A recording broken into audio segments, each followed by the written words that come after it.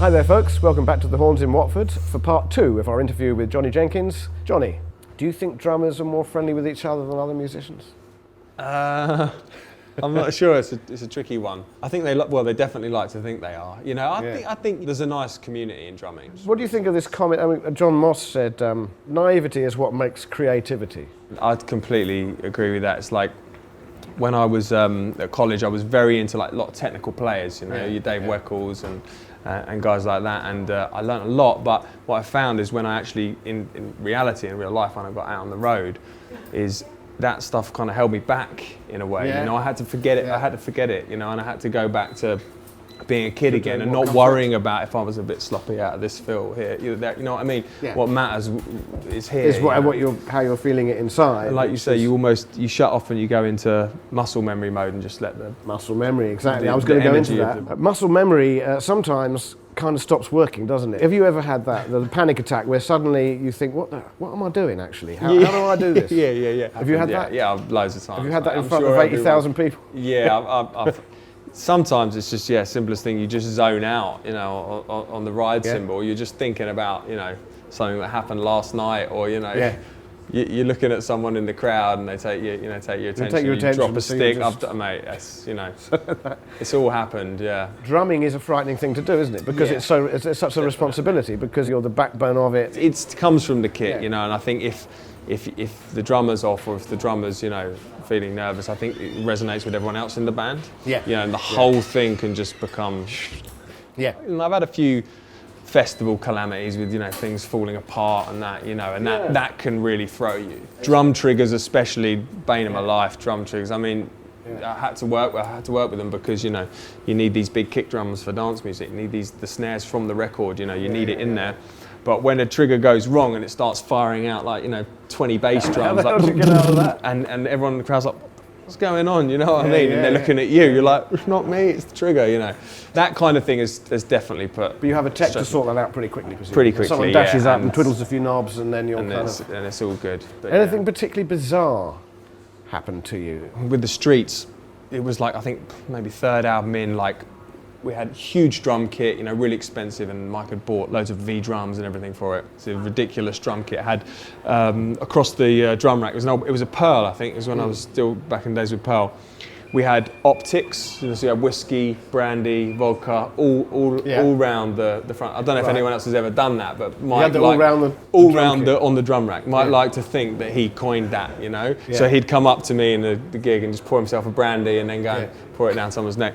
And I just always remember last gig at a tour, he just flipped this whole thing over, like ripped it off stage, like smashed, like just because it was just a flash of inspiration. Yeah, all glass everywhere. I mean, it was it was crazy. What would you say if you could come up with one? It might be difficult. Was your best moment?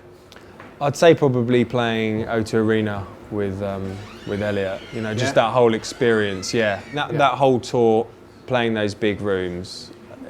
The whole thing was, you know, for me, the moment of my career, really, so far, sort of, you know. Just and at that point as well, his connection with his fans and stuff was just, you know, we had pyro and, you know, CO2 and all this crap going off, and it was just like. What advice would you give to other young drummers of today who are starting out? Whatever you really like in drumming, just cling on to that and just work on that. And for me, it was almost given to me what I needed to do early on with the Streets, you know. Drummers. If I asked you to name your favourite top 5, what would come to mind? You can have more than 5 if you like. Yeah, of course. I think my most influential players for me, Matt Cameron, Soundgarden, and probably number 1, and Dave Grohl. Those two, two of my favourites. Just to listen to the sound they get out the drums, and then extension of that is Dom Howard. You know, he's he's a friend of mine and just someone I've got so much respect for, and just love the way he plays, and just, you know, he's incredible. And then, you know, if we're getting geeky and technical, it's got to be Weckl and Vinny, you know, those guys, and Gad, obviously. I just, again, the whole sound, the whole thing, the technicality, you know, it's just incredible. So those two schools, I'd say, are probably the grunge, the rock stuff, and the fusion. Mad, Bad and Dangerous, you've got this. what would you say about that, Mad, Bad and Dangerous? I think it's it's brilliant what you've done here. I think someone had to go and do it. And you've done it. You've taken that leap of faith and done it. And I was reading earlier about hurling the drumstick out, and hitting the security hit the guard guy in the eye, and I did a similar thing in Paris. Rock on Seine festival. Just threw my sticks out at the end. Half hour later in the dressing room, we're all just on a high. And then my tour manager walks this, poor 18-year-old girl in, and her whole eye was just like bloodshot. Just like I was just like, no, this isn't happening. And it was the stick that went in. And I just suddenly was, shaking, and so we had to, give her a bottle of champagne, and then, spend the next couple of hours with her. I was just like, right, it's never happening again. You just get overexcited at the end of shows and end up flinging them out which way and the other. Of course. In the moment, you don't think it's dangerous, but Oh, it is. Can I give you this as a gift, Johnny? It's a specially designed Mad, Bad and Dangerous drummer's towel, which is actually designed to be the right size. This looks like the perfect size. Partly as a thank you for coming along today. Well, thank you very much for having me. If we do another one of these Mad, Bad and Dangerous books, would you like to be involved? Would love to, yeah. I know you're going to be in Australia, but we can always communicate. We'll come for a holiday. Or even, lovely. Come and stay with us. Yeah, I'd love to, mate. I'd love to, definitely. Johnny, thanks so much for coming to see us today and chatting to us. Really appreciate it. Thank you very much. Really enjoyed it. Yeah, nice one, bro. Much appreciated. Nice Thanks one. for having us. Hi there. Hope you enjoyed that second part of our interview with Johnny Jenkins, erstwhile drummer with Example. To see the first part and all our other interviews, click on the links there.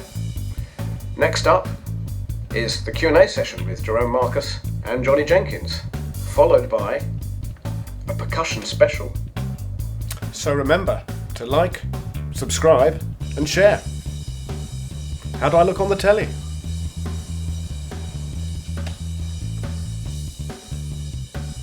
These glasses, I wanted to talk about these glasses briefly. They're, I mean, I found them years ago in a drawer. I don't know where they came from, but you can't see out of them or anything. So they don't make a lot of sense. But would you wear those at a festival? Would you wear those with Example if you would say potentially? Probably on stage, I reckon, yeah. They'd look all right, don't they?